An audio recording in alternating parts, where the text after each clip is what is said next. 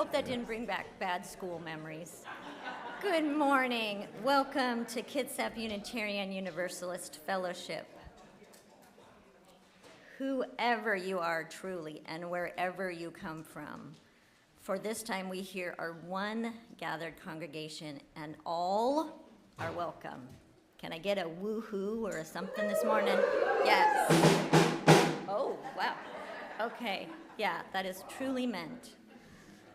So please rise and body your spirit to join in singing our musical call to worship, I Know I Can, hymn number 1015 in our teal hymnal.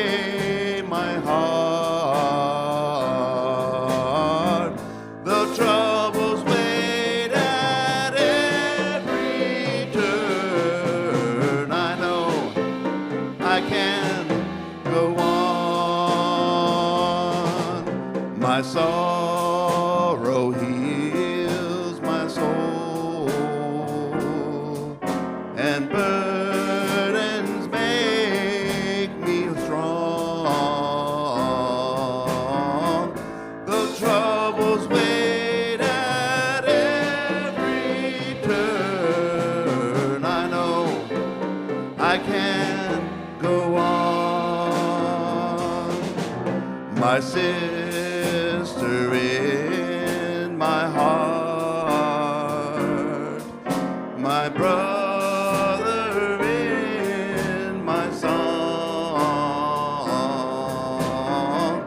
The troubles wait at every turn. I know I can't go on, and though the journey is long, the destination is near. The troubles wait at every turn. I know I can go on. So brothers, take my hand, and sisters, sing my song. When hope awaits at every turn, I know we will go on.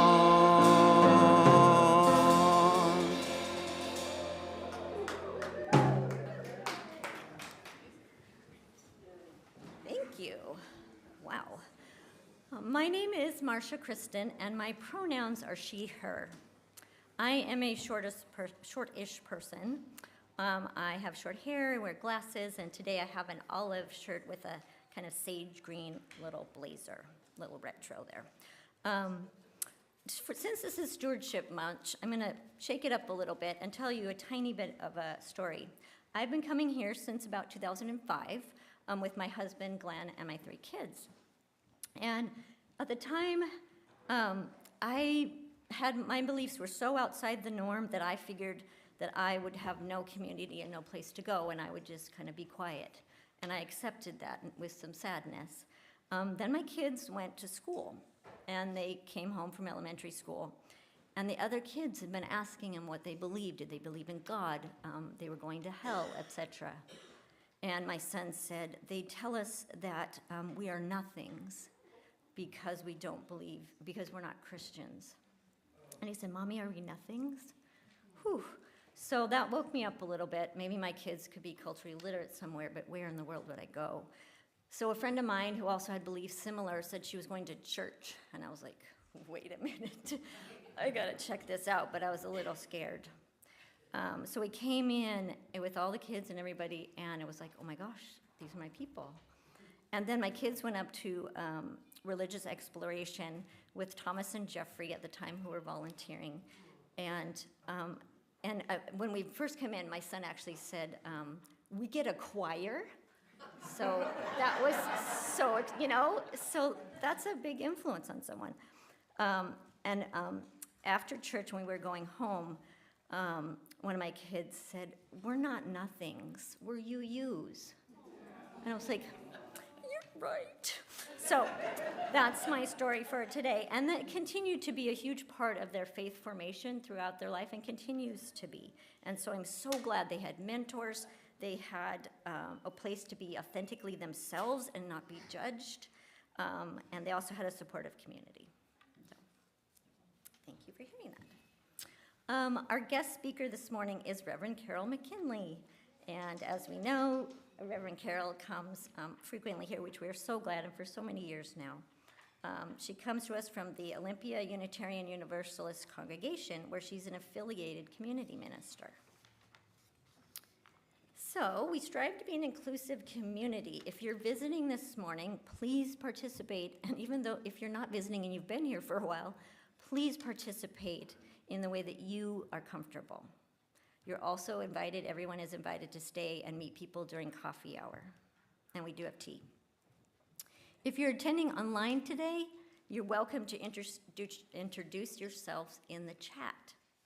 And we have some announcements this morning. You have this lovely little insert here that has so many things. Please check that out. It also has, I'm going to highlight the Visioning Our Future, which is next Saturday, February 21st, 10:30 a.m. to 3. And it would be really helpful if you could register so we could make sure we have enough lunch for folks and that there's enough childcare.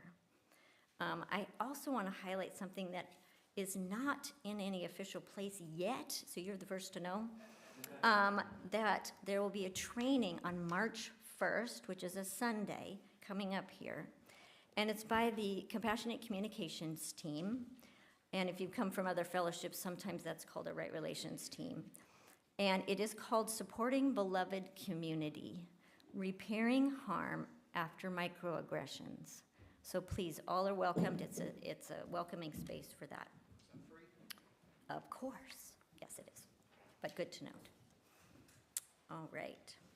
And for more announcements about KUF activities, you can also see the weekly email newsletter, The Candle.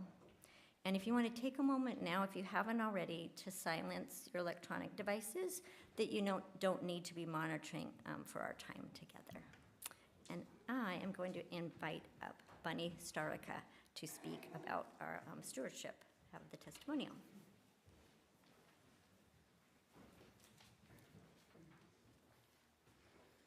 Hello, my name is Bunny Starika. I am a middle-aged, emotionally sensitive, chronically dehydrated mother of 3.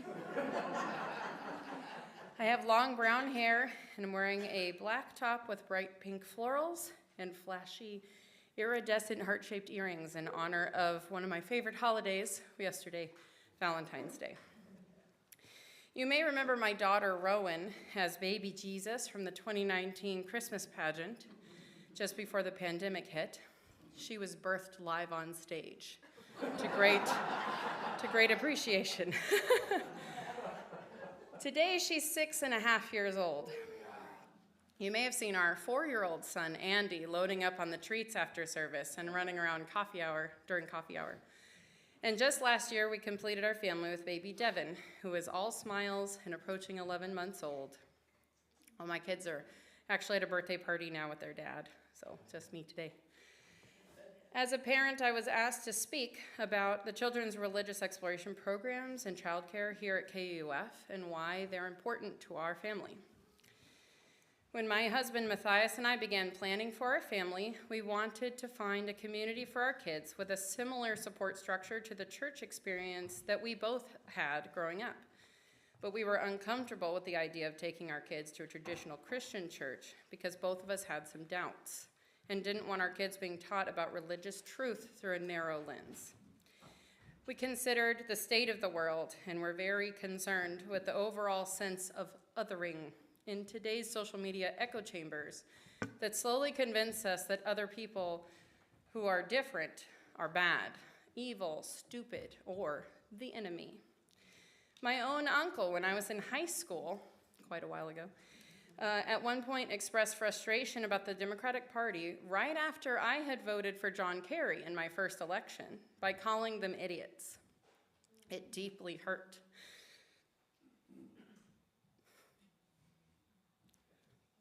Matthias and I wanted to raise children that would not dismiss other people. No matter how different their opinions are.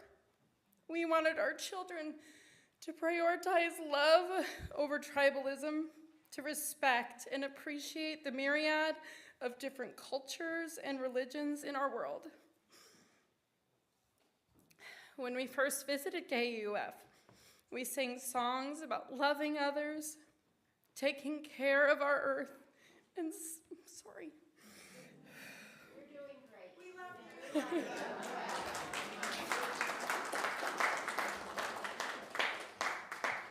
and celebrating the joy of the changing of the seasons. We agreed with every single word of the spoken affirmation. We heard a moving story during the inclusive time for all ages. Again and again throughout the service, I thought, oh, how refreshing. This is what we want for our kids. We want them to understand that there are lots of different ways to look at the world, to appreciate the beauty and diversity of humanity, and to do so with a grounded focus on the paramount virtues of truth and love. Thank you, Bonner. As parents of 3 young children, we often find ourselves in situations where we would need childcare in order to attend events. And having a budget to offer childcare allows these events to be accessible for us and other families with young children. Our amazing choir director, Alina Hemingway, has a young daughter who utilizes childcare every week during choir practice, and that established childcare opportunity facilitates other parents to be involved in the choir as well. KUF is a welcoming and inclusive fellowship, and by allocating budget towards childcare, families with young children are invited and encouraged to participate in fellowship activities. As of right now, our kids mostly utilize childcare during services and have not participated very often in the religious exploration classes. I asked at one point what age our kids expected to be involved, and was told roughly school age, but it was certainly not a hard and fast rule. My daughter Rowan is academically gifted, and I encouraged her to attend the big kid classes, but she is reserved and slow to warm to new situations. And my son Andy, being 4 years old and a little bit neurospicy, is not yet ready for the religious exploration classes. So most Sundays, Rowan chooses to stay with Andy in the toy church, as we call it. But our RE programs are flexible. One Sunday, the RE class was making paper airplanes, and Rowan asked if she and Andy could both join for that, since she thought he would enjoy the activity, and they were both welcomed. I am grateful to know that a robust religious exploration program will be available for our kids whenever they are ready to learn and explore beyond play. A huge thank you especially to Diane, Mal, and Melinda Hughes, and all the wonderful staff and volunteers who have helped make all this possible for us and other families here. We so appreciate having a church family that is flexible, understanding, and meets our children where they are. From the moment Rowan was born on stage, this beloved community has helped hold our family, and now it's helping to shape who our children will become. For our family and for other families with children here at KUF, this is a place where we can raise loving, open-minded kids who have the freedom to explore, ask questions, and respect and appreciate the beauty and diversity of the human experience. A place where decency, humanity, and love are at the core of their religious exploration. Please join our family in making a financial pledge to help maintain this vital support for all families and children and help us all to raise this new generation of caring, thoughtful, loving humans here at KUF.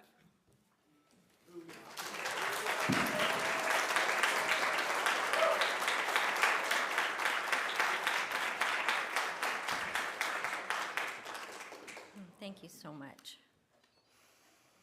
And tears mean that it's really important, so I'm so glad we got to share that all together.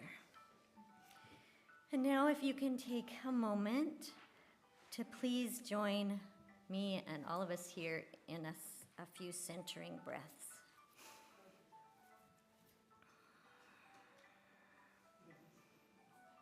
And a musical interlude.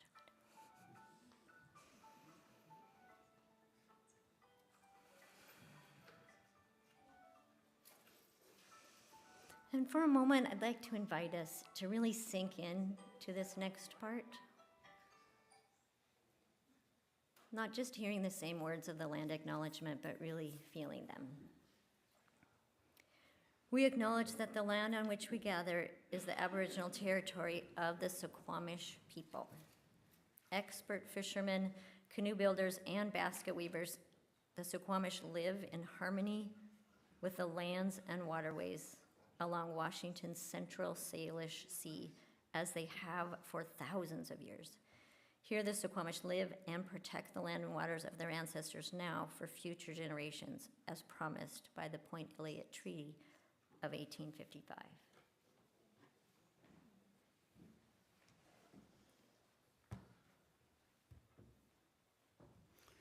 Good morning. I'm Carol McKinley. I have white hair. I wear red-rimmed glasses. I have a lilac jacket and a stole of purple, teal, lavender, and black.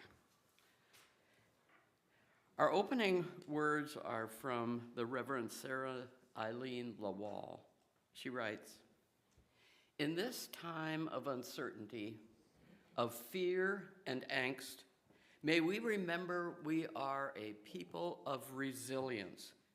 We have faced uncertainty before, we have weathered storms. And in this time of uncertainty, we remember that good will go on as we work together to move forward. May we remember our shared humanity, our universal kinship, our interdependence as we unclench our fists and breathe together. Breathing in love, breathing out peace. May we recognize the spark of the divine inside all of us, even those we are not quite sure about. With our arms reaching out wide for life, liberty, and the pursuit of happiness. May love, on this day after Valentine's, may love prevail. Good morning. It is good to be together.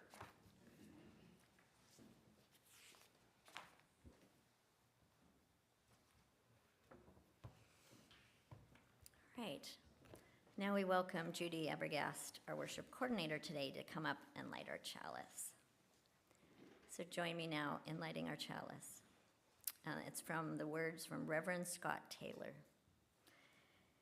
We gather knowing that our light can't reconstitute itself. Without each other, a coldness sets in. Leaning on each other, trusting each other, helping each other fall back in love with life over and over again.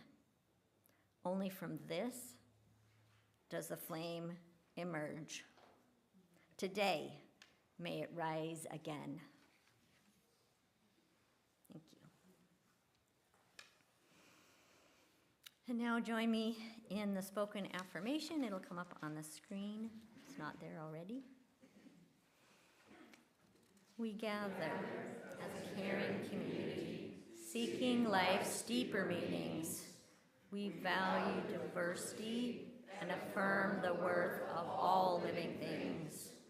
We strive to speak truth in love, to act for justice, to grow in spirit, and to care for the earth. We celebrate with open hearts and minds the creative power that sustains and transforms us. Nice. Please rise in body or in spirit to join in singing hymn number 168, One More Step. It's in the gray hymnal.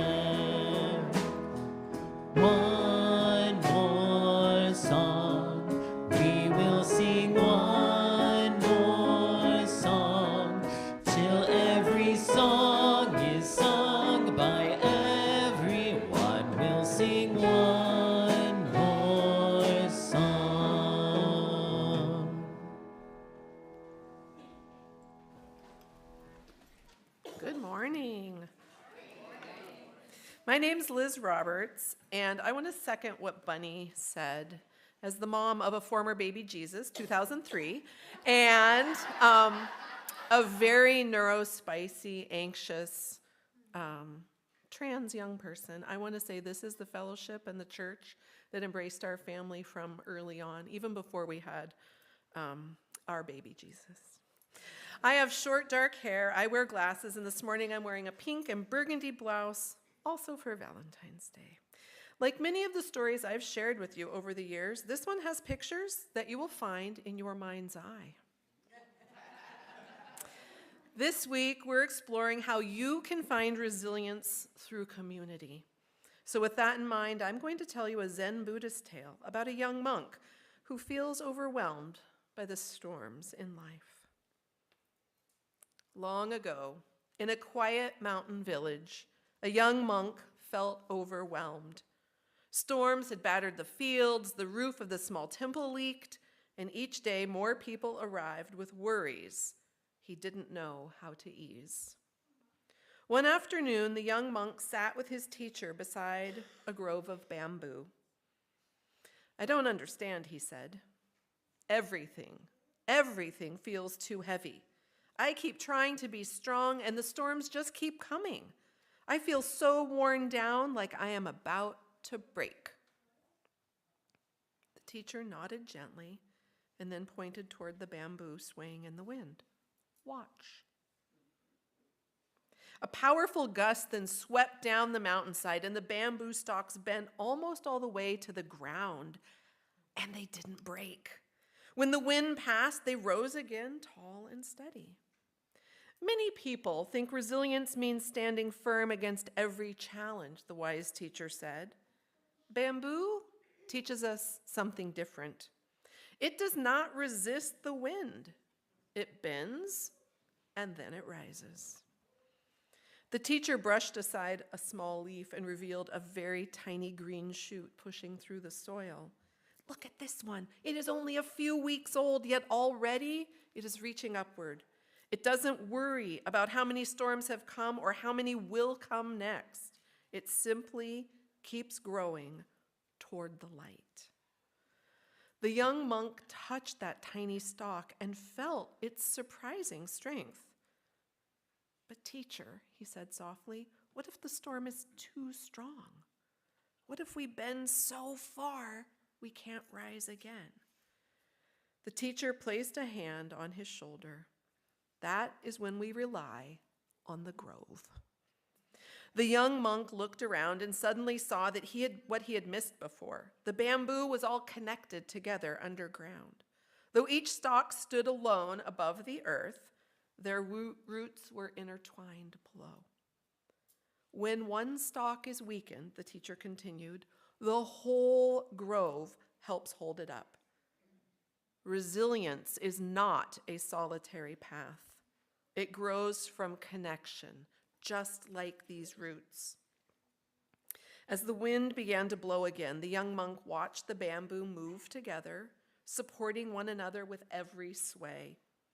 And something inside him shifted, a sense of strength that wasn't just his own, but shared. Thank you, he said quietly. I understand now. The teacher smiled. Storms will come again, but with a community of support, so will our rising. You know I got to tell you why I love this story, right? It reminds me, and some of you know right now I'm going through something. My mom passed away a month ago, and so boy, do I need the roots underground, and you are my roots. This story reminds us that resilience isn't about being unbreakable. It's not about standing rigid and resisting every challenge. Instead, resilience is like bamboo. It's able to bend, it adapts, it rises again after storms about bending when life is tough and rising again. And just like that bamboo grove, we are stronger together when we're connected to a supportive community. And you've heard already from people this morning talking about that community that they found when they walked through our doors. When we're tired, discouraged, or feeling bent by the winds of life, we can lean on each other and find that another in our community or group does or says something that says, I've got you. Our resilience grows deeper, not just from our own strength, but from the strength that we all share. Thank you.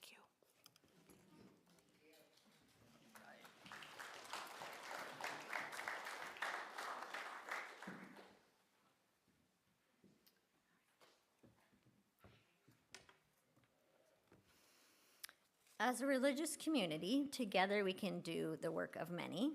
By sharing in the sacred act of giving, we transform gratitude into generosity towards our mission.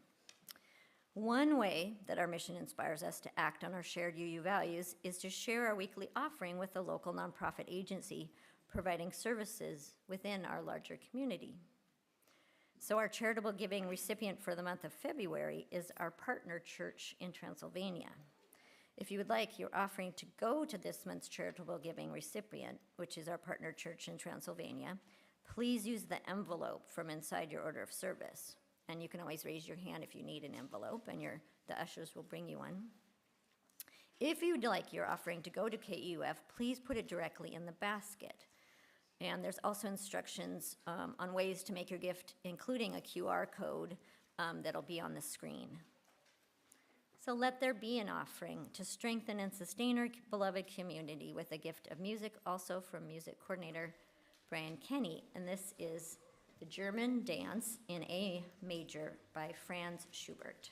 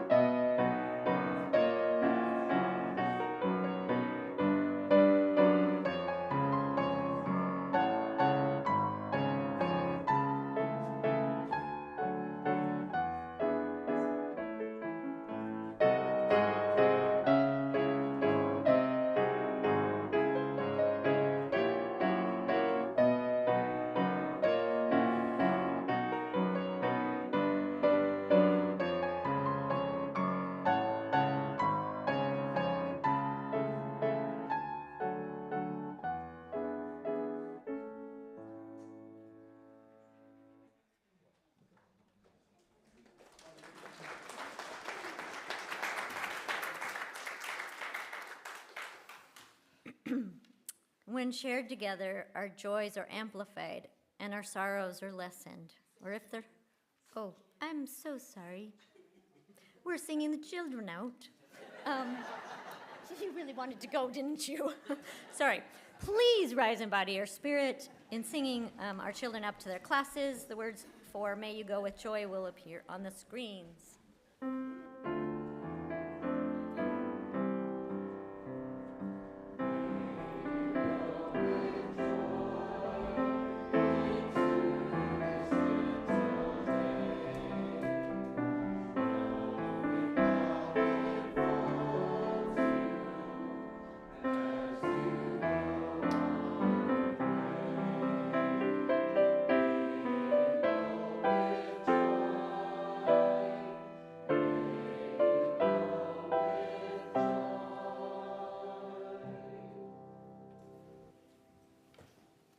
Okay, now, and often, if you don't know, sometimes the kids get to do their own joys and sorrows up there, which is really sweet.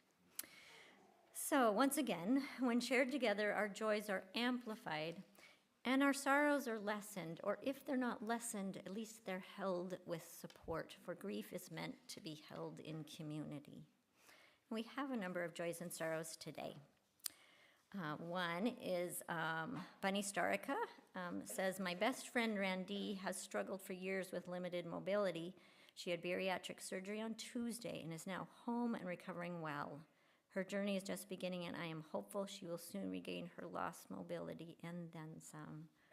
So celebration and support for that. And I have another joy that, this is from Beth Wilson. Marcy Mathis is here today, who I saw over there. And she, if you don't know her, she moved away about a year ago, all the way, far away.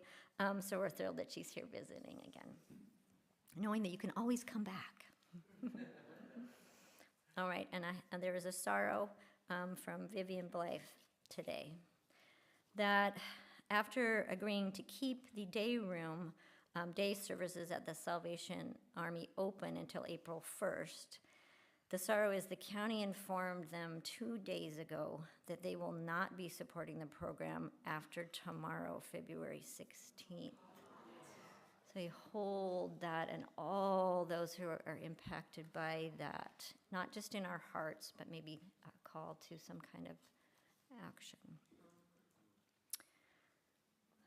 And then we have a joy by Carol Storm, signing the book here. Yay! And the fourth one for me, they say, Vashon Island, Edmonds Bend, and KUF. And looking for a carpool from Paulsbo. So. And this next joy is from Finley Blue, Edmund Vega.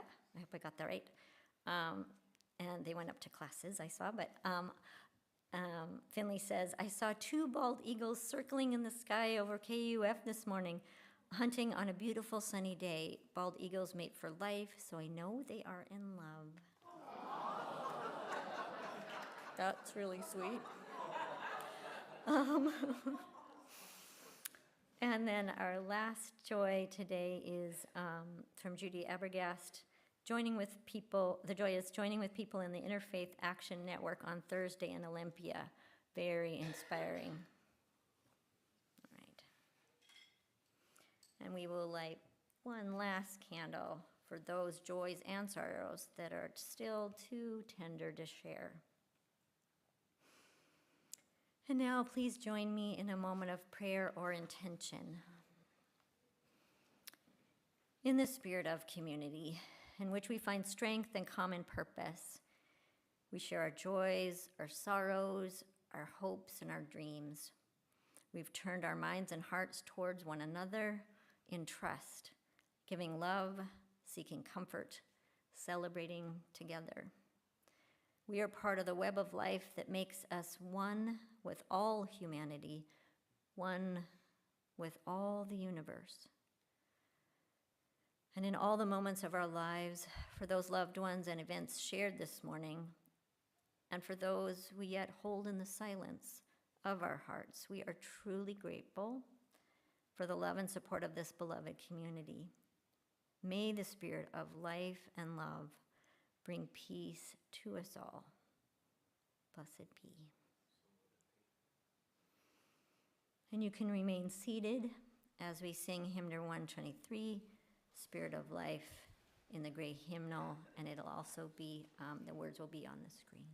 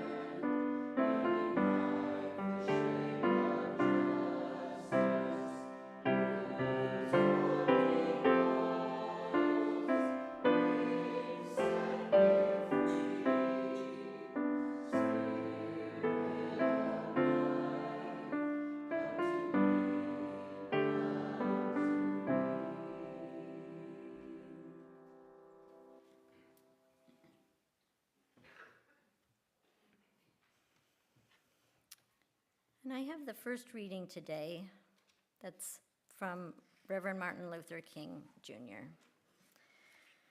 And on this President's Day weekend, these words from the Reverend Martin Luther King, Jr., they remind us of our role as part of a faith tradition as citizens in the increasingly threatened democratic republic. He said, "The church must be reminded that it is not the master or the servant of the state, but rather the conscience of the state. It must be the guide and the critic of the state, and never its tool. If the church does not recapture its prophetic zeal, it will become an irrelevant social club without moral or spiritual authority."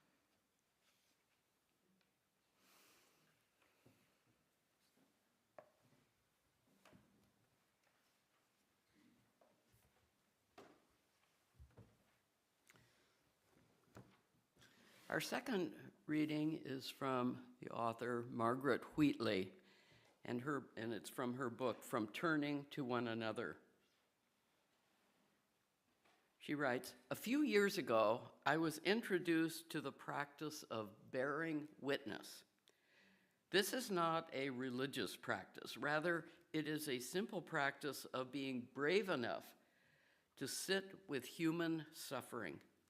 When I bear witness, I turn toward another, and I am willing to let their experience enter my heart. I step into the picture by being willing to be open to their experience, to not turn away my gaze. We are living in a time of increased human sorrow. How we respond to so much suffering is our choice. We can feel hopeless or overwhelmed by this world. We can turn away and just live the best life we can. Or we can learn to bear witness. We can't change the human experience, but we can turn toward, not away from those struggling. I do this to keep myself from hiding from the reality of other people's lives. If the world were going along smoothly, if life were growing easier, it wouldn't matter so much which way we were turning. Because this is a difficult time for so many, we need a better way to bear hardships and devastation." Wheatley concludes, "We can turn away or we can turn toward. Those are the only two chances we have." Let us pause now for a moment of reflection, followed by our post-reflection music from Brian.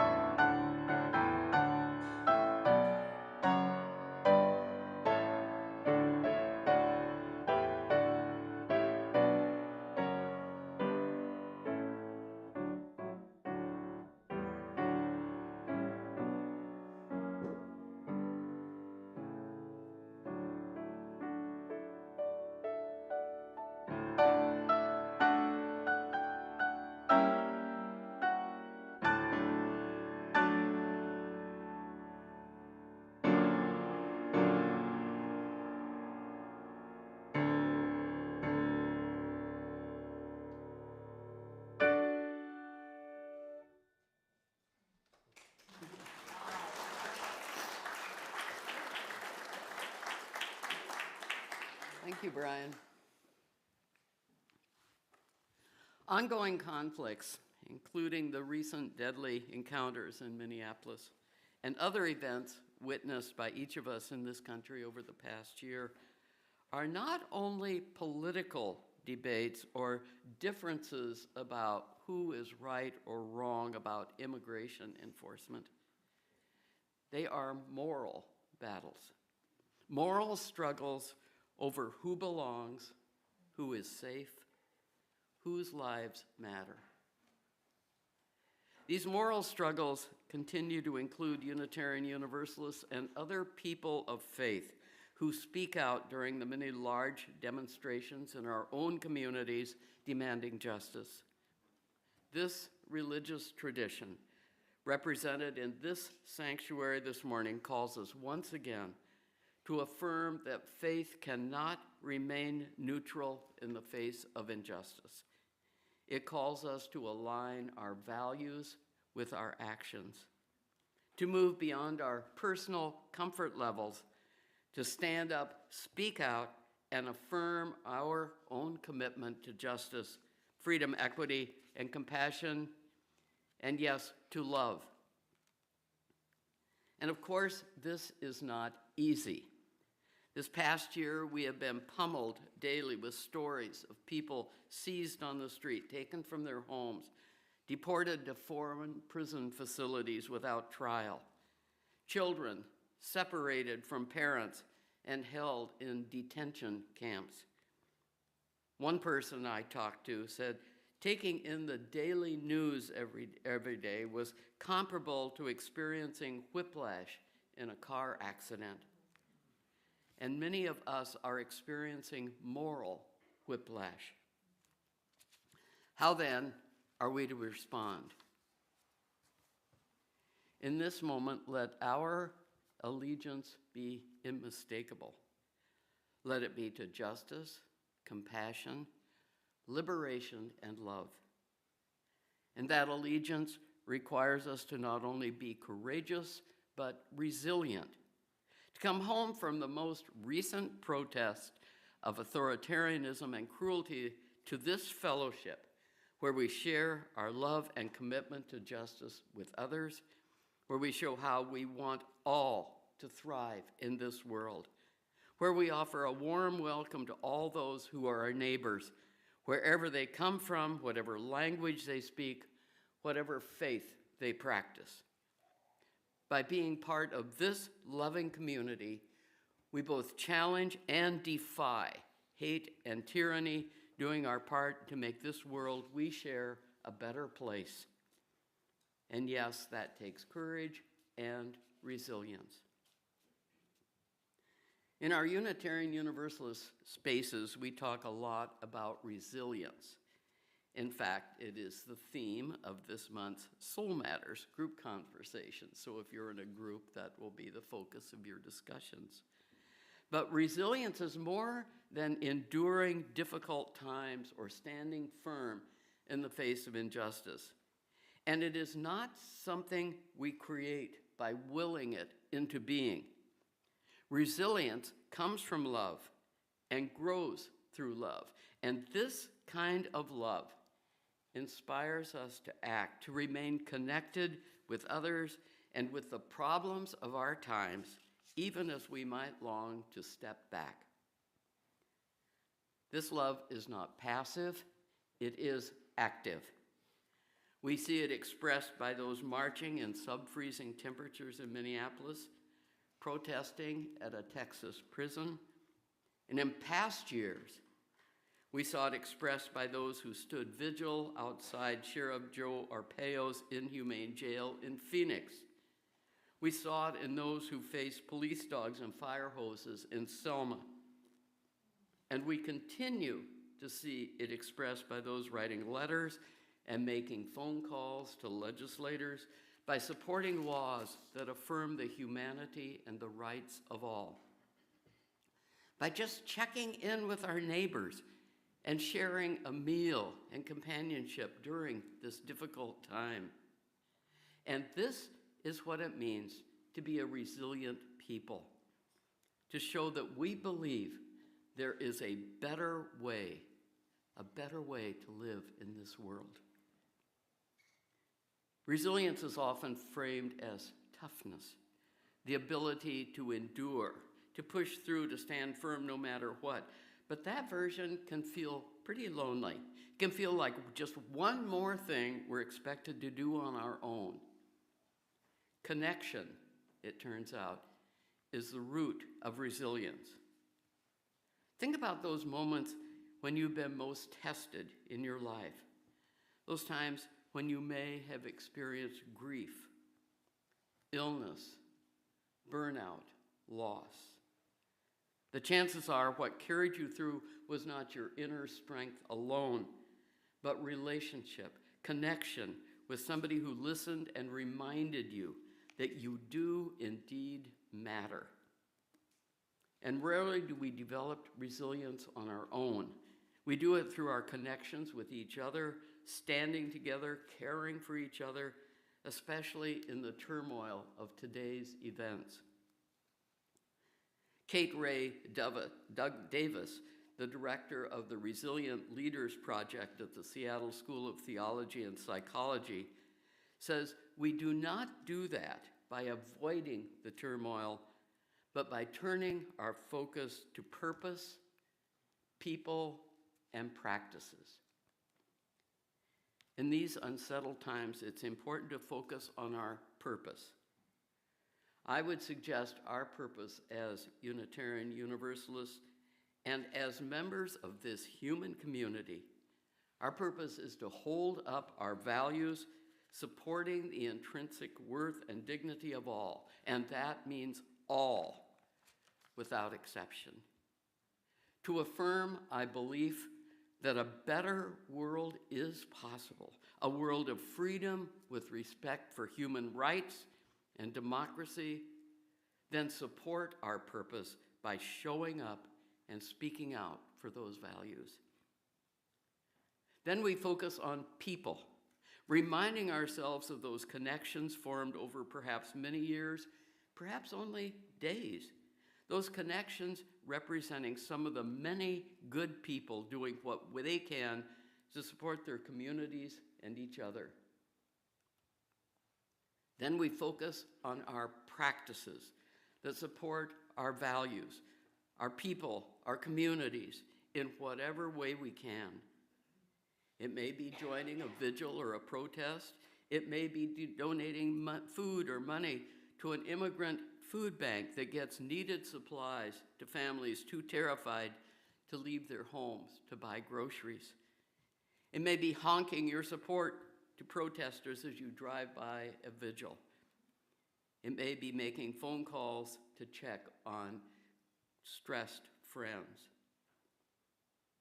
By focusing on our purpose, the people in our lives, and our practices, we do become more resilient, ready to move into our future with commitment, with deeper love. A recent tribute in the Seattle Times to a Seattle philanthropist, activist, and community builder reminded me of how one woman took purpose, people, and practices to heart, and she created a living legacy. In January, Nancy Skinner Nordoff died at age 93. Nordoff was the generous, visionary co-founder of Hedgebrook, the Whidbey Island Women's Writers' Retreat that has, since its founding in 1988, hosted more than 2,000 women authors free of charge, giving them the time and the space to focus on their art. Among Hedgebrook's alumni are Ursula Le Guin, Michelle Alexander, Ijeoma Oluwa, Gloria Steinem, and Ruth Ozeki. Now, although I've known of Hedgebrook for many years and have kind of followed some of their writers, I was not familiar with the woman who brought it into being. Nancy Skinner Nordoff was the daughter of one of Seattle's major philanthropic families. The Skinners believed in the importance of supporting the community in which they did business and from which they benefited. As Hedgebook began to take shape, Nordhoff invited others to join her in supporting its mission of nurturing women writers by finding joy in fundraising. From her perspective, fundraising isn't about asking someone for money. It's sharing with someone an idea of the world they hope to create and then inviting them to help make it happen. A friend described Nordhoff as someone who was doing her part to make the world a place you want to live in. Her wife, Lynn Hayes, said Nordhoff's goal was to help others find their generous spirit, believing that each person becomes bigger when they support organizations and the people doing good things, because then they become part of that organization. And then, says Hayes, your tiny little world and your tiny little heart expand, and it feels really good. Now, the joy of fundraising. We don't often think of those two words in the same phrase. But Nordhoff's sense of that joy is completely understandable to me. It is a joy rooted in love, in her commitment to the work of women writers. Through that commitment, she has enriched the written art not only here in the Pacific Northwest, but throughout the world. And I can completely understand how her world and her heart expanded. Nordhoff embodied purpose by creating Hedgebrook, then inviting many people to join her in the practice of generosity and joy.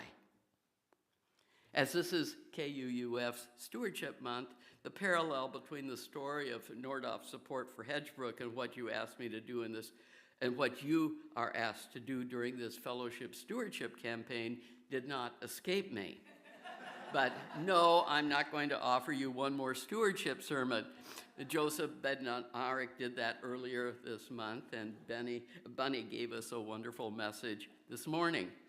But I was intrigued by Nordhoff's words about the joy of fundraising, because I believe they are true of KUUF's stewardship campaign as well.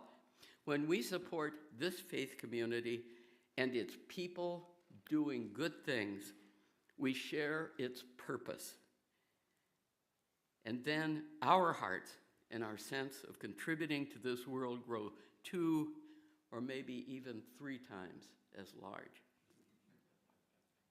You are all people growing this fellowship in many ways. And as we look to KUUF's future, what do we want to be? Where do we want to be? Think a few years from now, say 5 years. What do you dream this community will be in 2031? Of course, there are no limits. And that's what dreams are all about. Think about Nancy Skinner Nordhoff's vision, her vision of a woman's writer's retreat 40 years ago. Her dream became Hedgebrook, that place that nurtured so many writers. Next Saturday, in this sanctuary, each of you is asked to share your dreams for KUUF's future as this fellowship lives into its mission to build a liberal religious community of love and justice, enriched by diversity, that nurtures spirituality and inspires us to act on our beliefs. I look forward to hearing your thoughts next Saturday as together you envision KUUF's future. And we want everyone to be a part of creating that vision. This caring community is needed now more than ever in this community and in this world. Amen. Each of you is called to be a part of this community of courage, care, and loving work toward building a more compassionate world, especially in these times of turmoil. We become more responsive, not by force of our own will, but through how we live our love for this world and all it holds. We are called to be resilient not only in times of crises, but in these ordinary times as well, to practice love in how we speak, how we listen, how we forgive, how we begin again and again to build an inclusive, compassionate community and world. And that, my friends, is why love is at the center of our Unitarian Universalist faith. Not because it is easy, but because it is powerful. Love asks us to stay present, to remain open and resilient, to keep our hearts soft in a world that constantly rewards hardening, and to hold on to dreams of possibilities. Mickey Scott Bay Jones is a writer trained in the strategies of nonviolence practiced by the Reverend Martin Luther King Jr. She offers sage advice to each one of us in her poem, An Invitation to Brave Space. Together we will create brave space, because there is no such thing as safe space. We exist in the real world, we all carry scars, and we all have caused wounds. In this space, we seek to turn down the volume of the outside world. We amplified voices that fight to be heard elsewhere. We call each other to more truth and love. We have the right to start somewhere and continue to grow. We have the responsibility to examine what we think we know. We will not be perfect. This space will not be perfect. It will not always be what we wish it to be, but it will be our brave space together, and we will work on it side by side. Yes, each one of us, personally and as a community, have the right to start somewhere and continue to grow. With resilience rooted in love, we are not merely surviving the storms of life. We are welcoming joy, even thriving as we continue to grow. And we will continue to do that side by side. Amen, and so may it be. And now, I invite you to stand and let's join in singing our closing hymn, Just as Long as I Have Breath.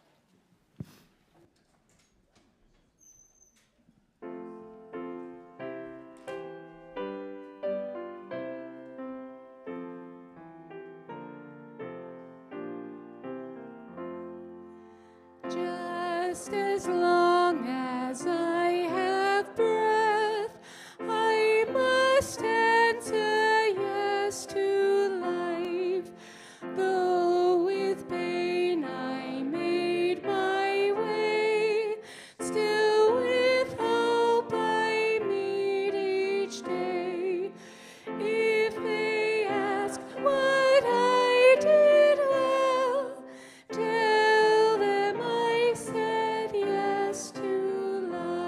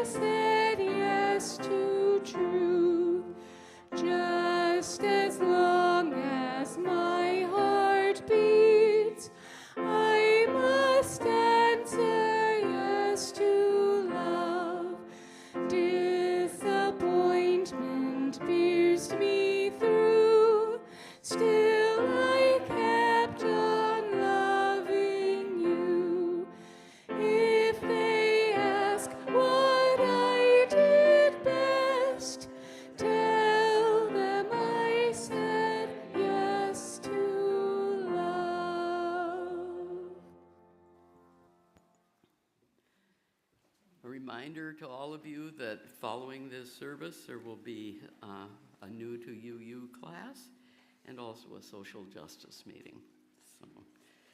So get your refreshments. You're welcome to bring them back into the sanctuary if you'd like to have a little quieter space for conversation.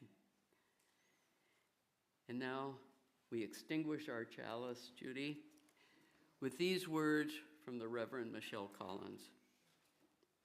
The flame is gone, but its heat lingers. Carry that warmth into the uncertain hour ahead. Soft, persistent, alive beneath whatever the world may bring. Amen. So may it be.